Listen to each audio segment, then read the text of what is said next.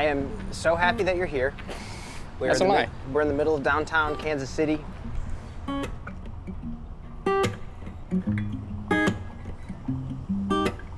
I guess first, cheers, my friend. Cheers, Brian. Cheers. Yeah, I was saying it's like weird, like not being home, like around, like an established disc golf community. Like obviously the road tour, like the tour is a community. Right.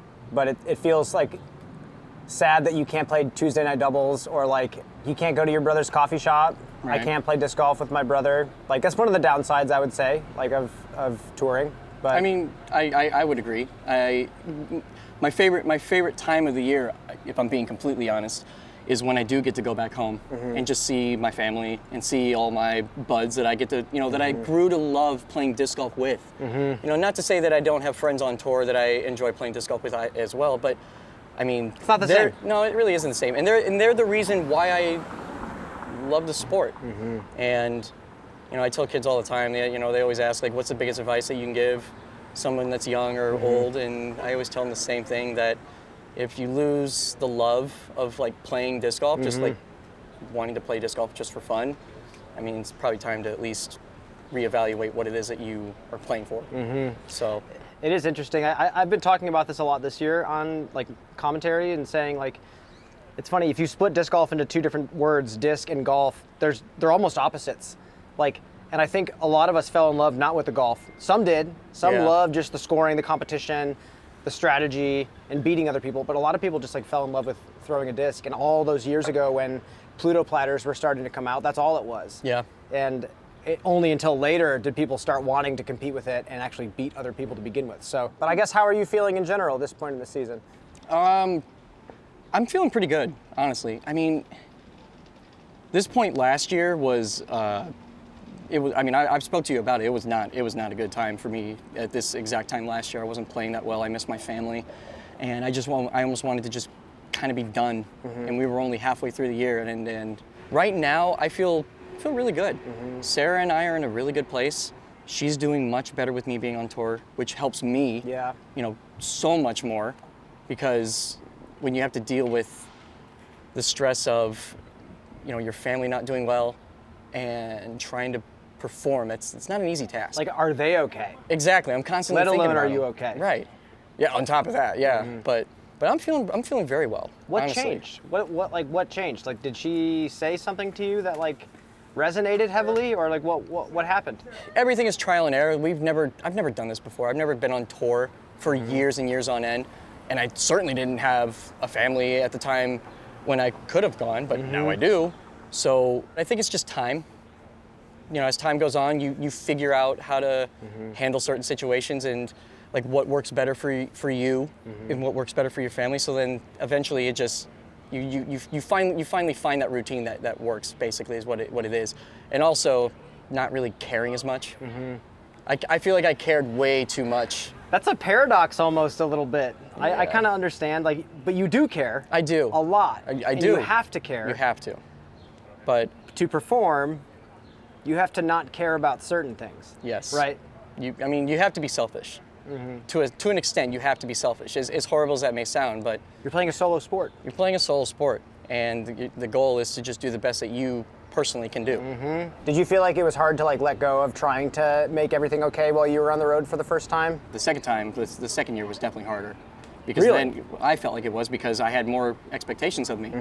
I had made the elite team on Discraft, and I felt there was just expectations of what I needed to do for that year in performing.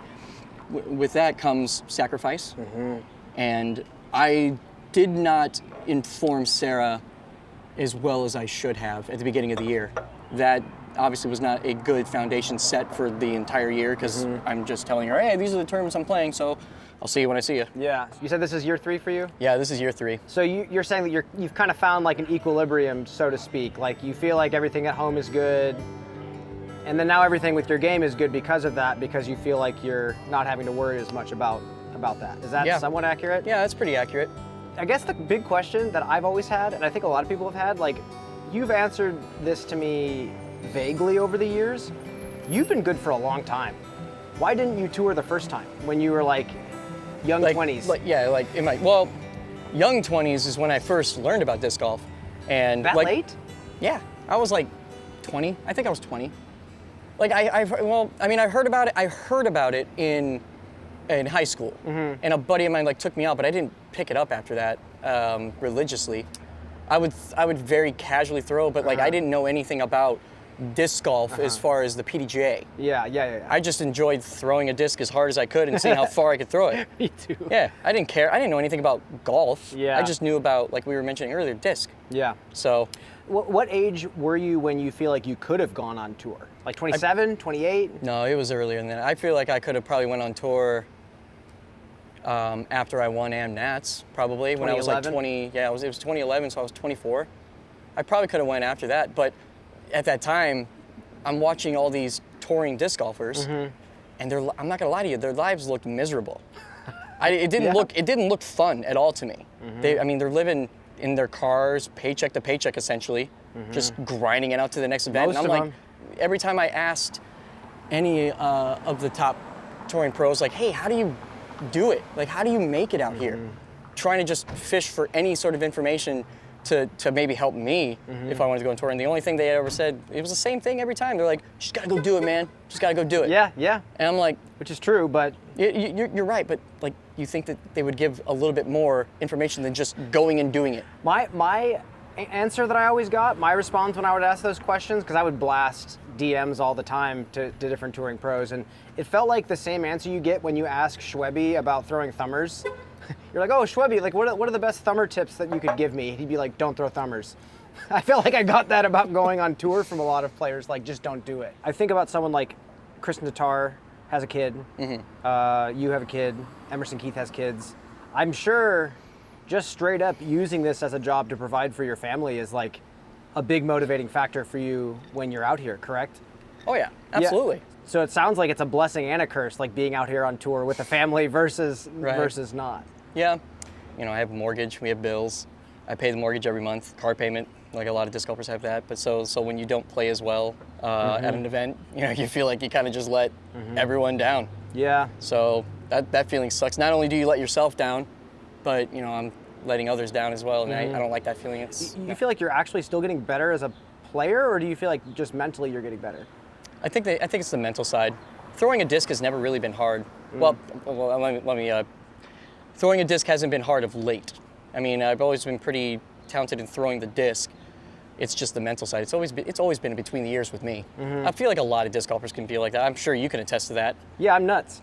I mean, we all are to a degree. Being out here for the third year in a row, that's also what's helping me mentally, figuring everything out and understanding the ins and outs of tour life. The lifestyle of it. Yeah, because even though I've been playing for 10 plus years, this is only my third year on tour. I don't know the ins and outs. I'm still learning everything. Do you feel like there's still time for you to grow and do that? Yeah. That's awesome. I don't personally feel like I am out of the realm of potentially winning a tournament. Of course. I don't feel like that. I feel like I have all the skills, and I still have time. I know I do. I mean, I keep myself in shape more than a lot of people that are on tour. So that's why I'm still even out here, is because of that. For me, it's just a matter of time. But there was a saying that I saw from an athlete that said, just keep showing up. Yeah. Just keep showing up and your time will come. So that's what I've been telling myself, just keep showing up. Eventually it'll happen. When was the last time you showed up to a field and somebody threw a frisbee at you and wanted to play catch? It's been a long time. Do you want to go do that? I would love to go play catch with you. Okay. Cheers. Cheers, Brian. And then it cuts, and then we'll go to the scene, we'll leave, and we'll go play catch. Good job, buddy.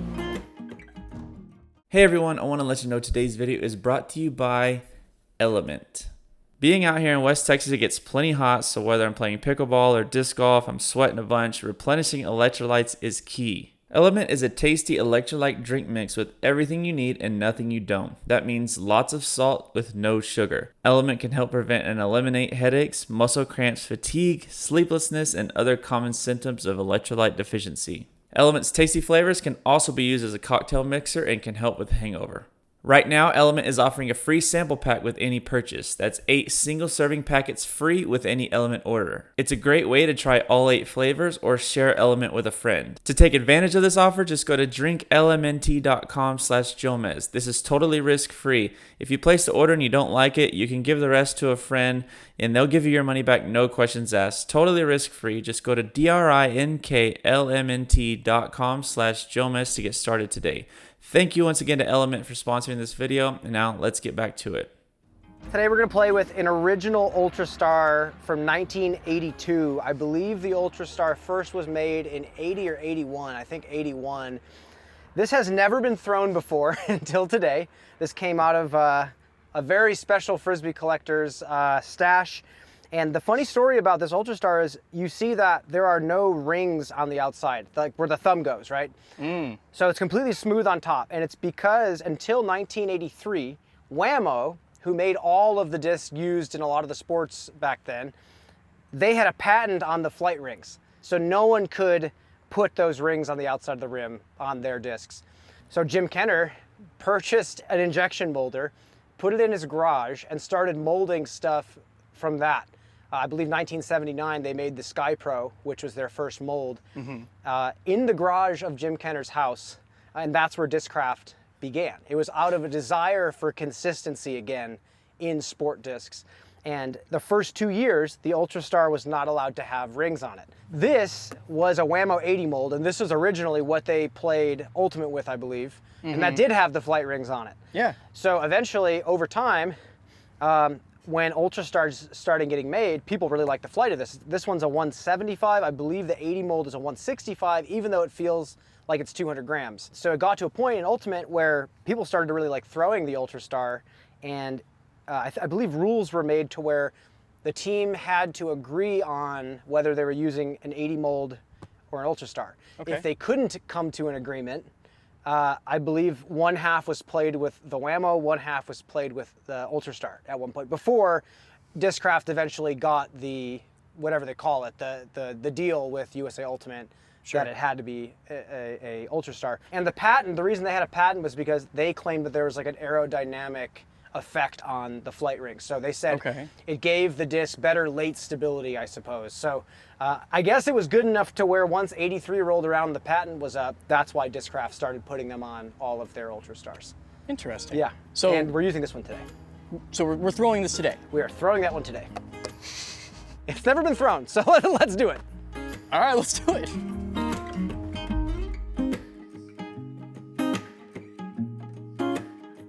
Oh, dude, this is never been thrown. It better not hit the ground. I don't know how I feel about it, honestly. It feels, Without it feels really the weird rings, not having any of that you grain want to on dig my, into the rings. on my thumb. It's so strange.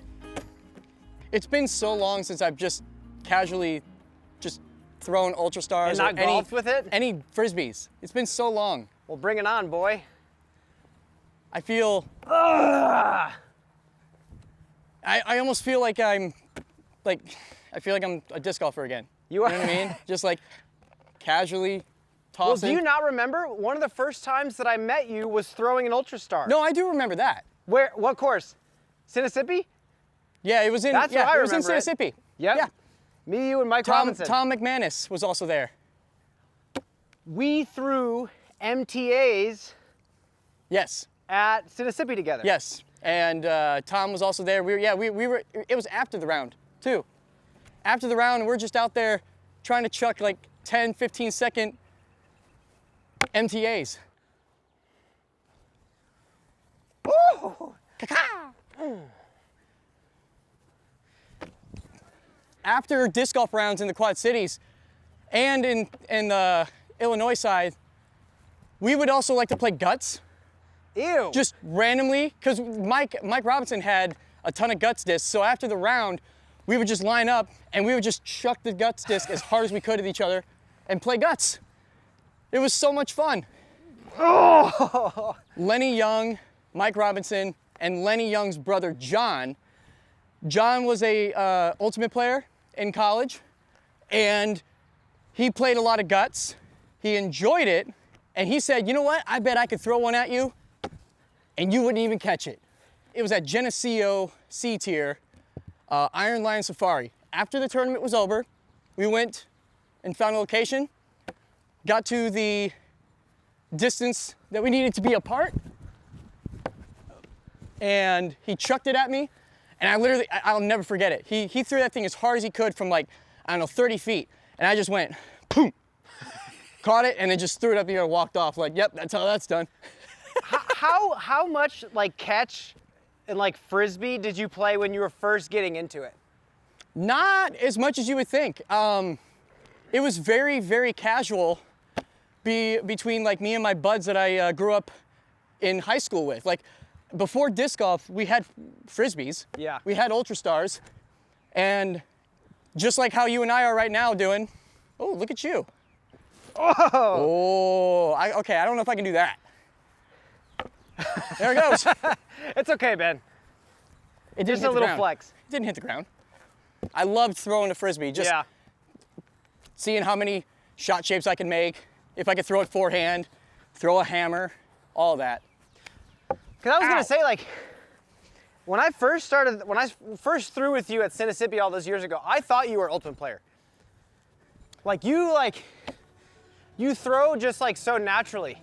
In case you haven't noticed, Brian, I give off a lot of the, the vibes of like, I know what I'm doing, but most of the time, nah. You're just a fake it till you make it guy? Fake it till you make it, baby. Well, that doesn't really work in disc golf, does it? No, it does not. I think in many other things in life you can do that, but I don't think the score will allow you to do that. My question for you is, why didn't you take skateboarding all the way?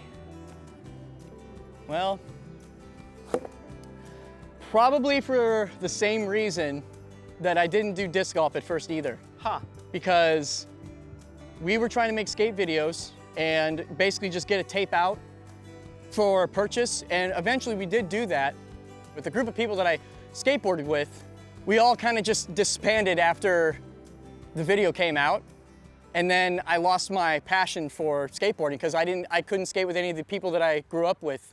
So then I just lost my passion and wanting to pursue it anymore. And then shortly after that, that's when I found disc golf. Wow, so you lost your community essentially. Yeah, basically, I lost a lot of the people that I grew up playing or skateboarding with, and then I found disc golf, and honestly, disc golf pretty much changed the course of my life. It really did. I mean, there's so many people that I've met along the way that, I mean, I still call friends to this day, you included. Yeah. I mean, 3 of you were in my wedding. Yeah, it was great. The guys that I grew up watching, they laid the foundation for like mainstream skateboarding. And Nigel Houston's almost similar to like a Paul Macbeth. He's the guy who, well, Rob Dyrdek is the gentleman who set up the success for it, because he created SLS, which is Street League. Oh. And then that became competition for skateboarding all around the world. So now you have a competition set up for these guys to be able to make money, as opposed to before it was just selling merchandise, making a skate video, et cetera, et cetera. Yeah. And Nyjah, being how talented he is, would win these tournaments regularly. Yeah. And became one of the highest paid skateboarders, if not of all time. I mean, there's just so many skateboarders that were good in competing, but then once the new generation came, I mean, they couldn't compete anymore. They were just, they're landing tricks that, you would end apart on, like in the middle of a run that they're doing at a competition. That's hard to keep up with. Is that what disc golf is turning into, or no? What do you think? So I feel like it is on a very similar path, because, just 10 years ago, you had what? Maybe 15, maybe less touring professionals, like consistently touring professionals, maybe 15. And they were doing things that a lot of the local pros were like, whoa, that's a crazy shot. I would never think about that. Now, you have what? 35, 40, all of them doing the same thing. I mean, and the competition now is only getting younger. Yeah. They're only getting younger. In disc golf, I feel like you can play until you're 40 and still be good if you're in good shape, or is it are the courses just getting too long? It could be the fact that the courses are getting too long, but that is one thing that I've noticed. We're playing more tournaments a year now, Yeah. consistently back to back to back, and they're all getting bigger. Yeah. Like there aren't any courses that are like pretty small where you can have a little bit of a break. Yeah. And it's just nonstop. And that's why it's easier, in my opinion. I feel like it's easier for the younger generation because, you know, you're just so young and spry that you don't care about going and playing 7 tournaments back to back to back. But a guy like me, I'm 36. Yeah. Yeah. You know, we just got done playing Des Moines, Preserve, now Kansas City, and before that, Portland Open. Just boom, boom, boom, boom, big course, big course. You know, if I don't do what it is that I do before and after every round, I would not be able to be out here. Ben, you got to let the people in. What are you doing now? I know you used to be the push-up, sit-up, and pull-up guy. Well, I went back to that. So is that what you're doing now? I'm doing that, but I also incorporated religious stretching, and I also incorporated yoga. Like, you sound like One Punch Man, like the anime character at this point. What actually do you do fitness-wise at 36? So I got rid of weight training, essentially, but I do use a kettlebell, so I guess you could say I do a little bit of weight training, but that's just for mostly sit-ups. But a day-to-day, like in the week of me leading up to a tournament, I wake up, I have my water. Immediately I drink 16 ounces of water in the morning, and then I have my coffee, I eat breakfast, and then usually about probably about 4 hours before my round, I then start stretching and doing my yoga. And practice rounds as well. So I start doing my stretching, I do my yoga, and then after I'm done with that, usually that takes about 20 minutes. Then I do 5 different variations of push-ups, whatever that may be, just like regular, triangle, wide. Then I also do some core exercises as well as leg exercises. So like lunges, squats, things like that. All before my round, because I feel like that's another part that has really been helping me mentally is just meditation, yoga, stretching. Because then I feel confident on the course. I'm like, okay, I feel pretty loosey-goosey, you know, feeling pretty good. When you and I were playing tournaments like, I don't know, a decade ago maybe, Yeah. you were the most intense player that I ever had to play with. Oh, my. Like, and you know, like, you've come such a long way, like intellectually, emotionally, like you have grown so much as a person through disc golf. What actually was it? Is it just meditation? Like, what has gotten you to this place where you seem so much more like focused and happy, like coming to the disc golf course? Having a family. That's it. It just like clicked overnight. That's grounded me. Having a family where I'm responsible not only for myself anymore has really put my whole life into perspective, because I'm not thinking about just me. Yeah. I have to think about this child that I'm bringing into the world, as well as my wife Sarah. Yeah. And you know, they're reflections, and they're basically reflections of me. And it's like, if I'm just out there being the person who I once was, it's like, what does that say about my family? I mean, before I had Ruby, I was disc golfing. I was working in the trades. I was smoking quite religiously. Roughly about a pack, maybe a pack and a half a day. Whoa. And then I got into vaping pretty heavily when that first became a big thing. And then when I found out I was having a child, I mean, it took about a year for me to fully, after she was born, just completely quit cold turkey on him. Wow. You just went cold turkey off cigarettes like that from a carton a day? Yeah. Well, I mean, I started vaping, which then took me off of cigarettes. And then one day I was driving home from work, and it's about a 45-minute drive, and I was just thinking about my life and where it's going, and who I want to be to my daughter. Do I want to be there for her graduation? Do I want to be there for her marriage? Do I want to be there for all these big life changes for her? And it's like, if I keep going where I'm going, there's a chance I might not make that. Whoa. Obviously, it's not guaranteed. We don't know what's going to happen tomorrow. Yeah.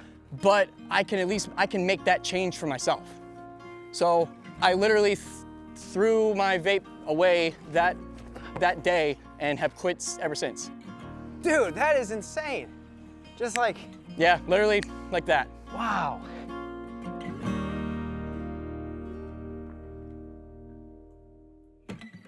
You brought something special. I did. I brought some show and tells as well. What is that? What is that white putter? So this white putter is a super soft Gateway Wizard. And this specifically is the putter that I won AmNats with. Like putting and throwing, or just putting? I believe I had a different throwing putter. I had 2 of those exact putters. Stamped on the top there is Ironline Disc Golf Supply, which at that time I was sponsored by them, but they're a local retail shop. But I had 2 of them exactly the same, both white, purple stamp. I kept one, and then I gave the other one to the owner of the store, Chase that's Roberts. awesome. So it's hanging up in his shop. So you won with that one. I won with this one. But then you did something, I still don't think anybody else has done this. You got sponsored by Discraft in 2011. Yeah, shortly after. And then you transitioned, you had to switch from Wizards Yes. to something else. So I had to switch, like you just mentioned, and they were asking me, what do I putt with? I said Wizards. So they sent me a box of Focuses. So this is the very first D Focus that I got from Discraft in my first like care package. Old. Very, very old. I got 3 of them, and coincidentally, with that disc, I played 2015 D-Glow, and I wound up winning D-Glow with that putter. You got an Am win at the toboggan. Correct. And you got a Pro win at the toboggan. Yes. Can we throw both of these? Yeah. That's why I brought them. Okay. Oh, here it comes. Oh boy. That thing's money. Oh my gosh. It's so good. That's going right in the bag. I'm gonna throw the Wizard. Okay. Okay. This was the putter that I putted with before I got sponsored by Discraft and found the banger. Really? Now, like, I don't think. So why did you, okay, so I have a question for you. You said you just putted with the Wizard, correct? Yeah. So what made you change to a banger which has a groove in it? Throw me a putter so I can feel it as I'm talking. So, when I used to putt, like with whatever putters I was putting with back in the day, the putter I used right before I got sponsored was a Wizard. All of my best Wizards were so mangled that they would clover and my thumb would fit in. So a banger was like the dream come true. No it was like, way. I have a pre-clovered, like beaded putter. Like, why would I not throw this thing? So you're saying you warped the disc with your thumb so much and your thumb would just sit in that same spot. It was perfect. So then you just said, you know what, I hope they just make a disc like this, and you found the Banger GT. But actually, funny enough, so did you play Worlds in 2012 in Charlotte? Yeah, I did. You were there. I was there. I was an intern for the PDGA that year. Wow. And that final round, when Macbeth won, I carried the leaderboard. That was you? That was me. MJ was the only guy that gave me the time of day. It was back when they had those red Z Banger GTs that McCabe was throwing. Yeah. And he was like, letting me feel it. He was like showing it to me. He'd, take it out of my hands and he'd step up and throw a tee shot. And I was like, this guy's awesome. Like, this guy is a man of the people. Oh, baby. Sorry, too much for you. Now you're good. Throw that one. Let me see it. Oh, it's so good. I might have to put that in the bag. I'm kidding. You I'm not should putting put that this in the bag. There's This no is chance that's amazing. going in the bag. But it's so good though. This thing is amazing. I know. It's it hasn't been thrown in just under 10 years. Oh yeah, that's great. Like, I will buy this off you. Better run. Better run. You better run. Oh. You think I got the flick here? Yeah. Just give it the height. Oh, you dirty dog, you. Don't you just Look at miss that, Ben? Come Wow. on. You miss me being out there on the road. Come on. Oh, you want to keep going? All right.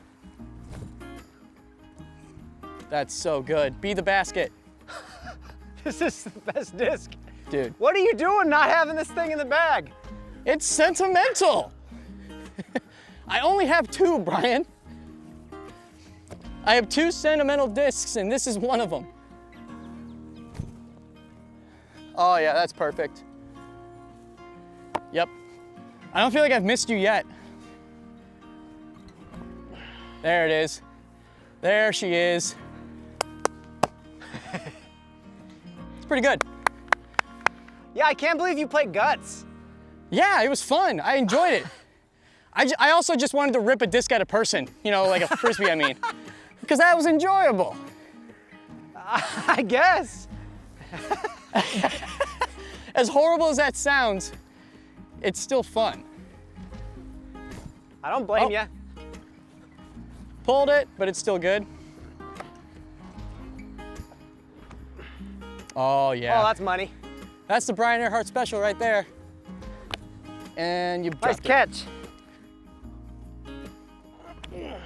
There you go. There it is. That's going right in my bag. Except that. That's Did he so do it? good. No, it's too perfect. Dang it. Oh, that was satisfying. I enjoyed it. Sweating too. Yeah, I know. Good sweat. Good job, Mike. On the next episode of Catch, my good friend Ella Hansen joins me down by Lake Winthrop to talk about life, bagels, and everything in between. Really? I just thought everybody's form looked really stupid. Like, really stupid.